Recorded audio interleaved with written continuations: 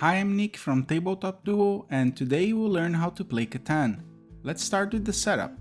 Take the C frame pieces and assemble by matching numbers written on them. Place the 19 hexes on the table. If you're playing for the first time, place them exactly as shown in the video. Otherwise, shuffle and place them in any order. Place the circular number tokens on top of the designated terrain hexes as shown. Once you have played the game a few times with this setup, you can also randomize the hexes and the number tokens.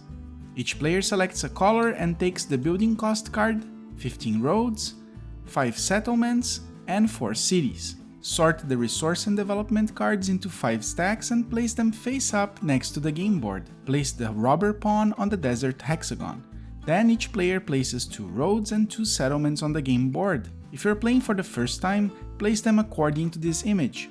If you're playing a 3-player game, nobody plays the red position indicated on the starting map, and once you have played the game a few times with this setup, you can also make players take turns placing 1 settlement and road until all players have 2 of each. Next, each player should take a number of resource cards based on the hexes around your settlements.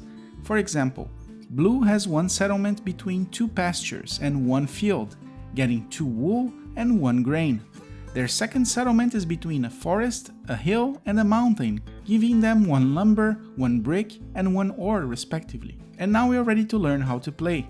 The object of the game is to be the first player to have 10 or more victory points. You obtain victory points by doing a series of actions described on your building's cost card.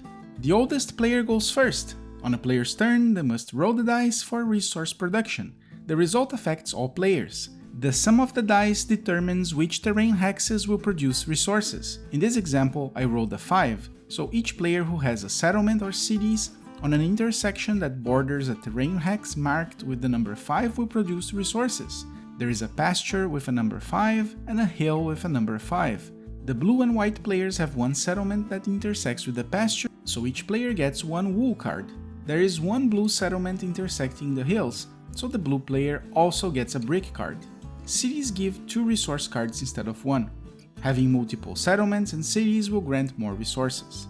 However, if a player rolls a 7, no one receives resources. Instead, every player that has more than 7 resource cards must select half, rounded down, and discard. Then the player may move the robber to any other terrain hex, then steal 1 random resource card from an opponent who has a settlement or city adjacent to it.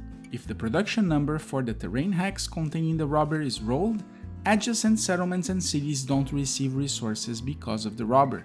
Once the resource roll ends, the current player may trade cards with other players, which is called domestic trade. But other players can only trade with the player whose turn it is. The player can also do a maritime trade. There are 2 ways of doing it. The first one is if you have a city next to a harbor, you can trade a sum of identical resources for 1 resource card of the type written on the boat. If the boat has an interrogation mark, you can trade any 3 identical resources for 1 resource of your choice. You can also do maritime trade with the bank by exchanging 4 identical resources for 1 resource of your choice. Once the player finished trading, he may build roads, settlements, or cities and/or buy development cards. The cost of each action is written on the building's cost card. Let's go through them. To build a road, the player needs 1 brick and 1 lumber. Roads must connect to one of your existing roads, settlements, or cities. The first player to build a continuous road of 5 segments receives the longest road special card, worth 2 victory points. If another player succeeds in building an even longer road, he immediately takes the card. To build a settlement, the player requires 1 brick, 1 lumber, 1 wool, and 1 grain. Settlements can only be built at an intersection if all adjacent intersections are not occupied by another settlement or city and must be connected by one of the player's roads. In this example, my only valid option is here. Settlements give 1 resource card if they are adjacent to a terrain hex that is producing resources this turn and is worth 1 victory point. A city can only be built as a settlement upgrade. To upgrade a settlement, you have to pay 3 ore and 2 grain. Replace the settlement with the city miniature. You receive 2 resources whenever an adjacent terrain produces and each city is worth 2 victory points. Development cards cost 1 ore, 1 wool, and 1 grain. Draw the top card from the deck and keep your cards hidden until you use them.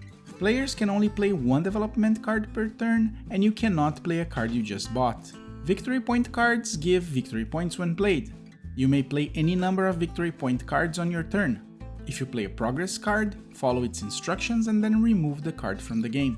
When you play a knight, you must move the robber. Once played, the knight remains on the table. The first player to have 3 knight cards in play receives the largest army special card, which is worth 2 points. If another player has more knight cards than the current holder, the card is passed to that player. Once the player has finished building and/or playing development cards, it's the next player's turn. The first player to score 10 points wins. And that's how you play Catan. On Tabletop Duo you can find the latest board game and card game tutorials like the ones on the right. If you want to buy the game, check our affiliate links in the comments. See you next time!